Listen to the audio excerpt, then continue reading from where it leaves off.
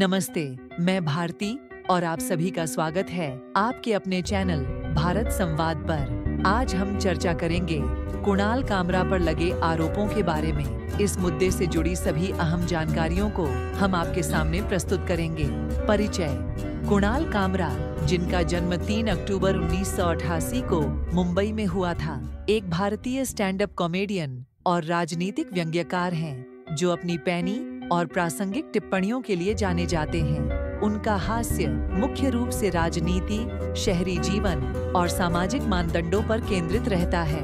उन्होंने मुंबई के जय हिंद कॉलेज से कॉमर्स की पढ़ाई शुरू की, लेकिन दूसरे वर्ष में ही छोड़ दी और प्रसून पांडे के नेतृत्व वाले एड फिल्म प्रोडक्शन हाउस कॉर्कॉइस फिल्म्स में प्रोडक्शन असिस्टेंट के रूप में काम करने लगे।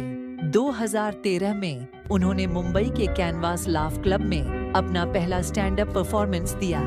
2017 में उनके यूट्यूब शो शट अप या कुणाल के माध्यम से उन्हें व्यापक पहचान मिली, जहां वे विभिन्न सार्वजनिक हस्तियों से राजनीतिक और सामाजिक मुद्दों पर बातचीत करते हैं। अपनी निडर राजनीतिक आलोचना के कारण वे अक्सर विवादों में घिरे रहते हैं। एकनाथ संभाजी शिंदे का जन्म 9 फरवरी 1964 को महाराष्ट्र के सतारा जिले के दरिताम गांव में हुआ था। एक साधारण पृष्ठभूमि से आने वाले शिंदे ने अपने परिवार की आर्थिक मदद करने के लिए ऑटो रिक्शा चलाने का काम किया।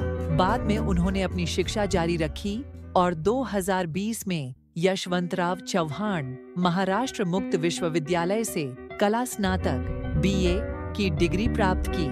उनकी राजनीतिक यात्रा शिवसेना के साथ शुरू हुई, जहां वे 2004 में ठाणे से विधायक चुने गए और 2009 से कोपरी पचपखाड़ी विधानसभा क्षेत्र का प्रतिनिधित्व कर रहे हैं। उन्होंने महाराष्ट्र सरकार में शहरी विकास और सार्वजनिक कार्य मंत्री सहित विभिन्न पदों पर कार्य किया। जून 2022 में उन्होंने महाराष्ट्र की राजनीति में महत्वपूर्ण भूमिका निभाई और 30 जून 2022 को राज्य के 20वें मुख्यमंत्री बने। दिसंबर 2024 में वे उप मुख्यमंत्री बने और देवेंद्र फडणवीस के नेतृत्व में सरकार का हिस्सा रहे। उनकी यात्रा जमीनी स्तर से उठकर राज्य की राजनीति में शीर्ष पदों तक पहुंचने की कहानी है। एकनाथ शिंदे के खिलाफ मानहानि मामला: हाल ही में कुणाल कामरा मुंबई के हैबिटेट कॉमेडी क्लब में अपने एक प्रदर्शन के कारण कानूनी विवादों में घिर गए। उन्होंने एक पैरोडी गीत प्रस्तुत किया, जिसमें महाराष्ट्र के उप मुख्यमंत्री एकनाथ शिंदे के 2022 के राजनीतिक घटनाक्रम पर अप्रत्यक्ष रूप से कटाक्ष किया गया था। इस गीत में शिंदे को गद्दार, देशद्रोही कहा गया, जिससे उनके समर्थकों में रोष फैल गया। इसके बाद शिवसेना विधायक मुरजी पटेल ने कामरा के खिलाफ मानहानि का मुकदमा दायर किया, जिसके परिणाम स्वरूप मुंबई पुलिस ने 31 मार्च 2025 को पूछताछ के लिए उन्हें समन भेजा। हैबिटेट कॉमेडी क्लब में तोड़फोड़ कामरा के प्रदर्शन का वीडियो ऑनलाइन सामने आने के बाद शिंदे की शिवसेना शाखा से जुड़े लगभग 20 लोगों ने हैबिटेट कॉमेडी क्लब में तोड़फोड़ की। पुलिस ने इस मामले में शिवसेना के युवा नेता राहुल कनाल समेत 10 से अधिक लोगों को गिरफ्तार किया।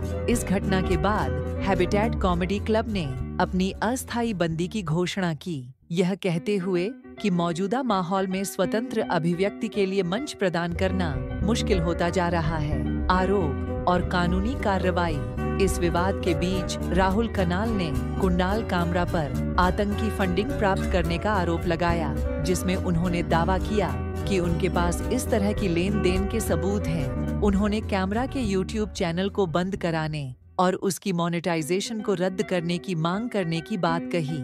इन आरोपों ने इस मामले को और अधिक विवादास्पद बना दिया है। टी सीरीज के साथ कॉपीराइट विवाद: इस घटनाक्रम के बीच कुणाल कामरा के पैरोडी वीडियो नया भारत को टी सीरीज द्वारा कॉपीराइट उल्लंघन का दावा करने के बाद यूट्यूब से हटा दिया गया। कामरा ने इस कदम की आलोचना करते हुए इसे माफिया रणनीति कहा और तर्क दिया कि उनकी पैरोडी निष्पक्ष उपयोग फेयर यूज की श्रेणी में आती है, जो व्यंग्य को कानूनी सुरक्षा प्रदान करती है। उन्होंने टी सीरीज से सत्ता का मोहरा बनने से बचने और व्यंग्य की स्वतंत्रता का सम्मान करने की अपील की। इन घटनाओं ने भारत में अभिव्यक्ति की स्वतंत्रता और कलाकारों, कॉमेडियनों के सामने आने वाली चुनौतियों पर बहस को फिर से जीवंत कर दिया है। आलोचकों का कहना है कि कुणाल कामरा के खिलाफ उठाए गए कदम राजनीतिक व्यंग्य और असहमति को दबाने की बढ़ती प्रवृत्ति को दर्शाते हैं। यह मामला इस बात पर प्रकाश डालता है कि भारत में कलात्मक अभिव्यक्ति और राजनीतिक संवेदनशीलता के बीच संतुलन बनाना कितना चुनौतीपूर्ण हो गया है। आज की चर्चा को यहीं समाप्त करते हैं। आगे की अपडेट्स के लिए हमसे जुड़े रहें। धन्यवाद। जय हिंद।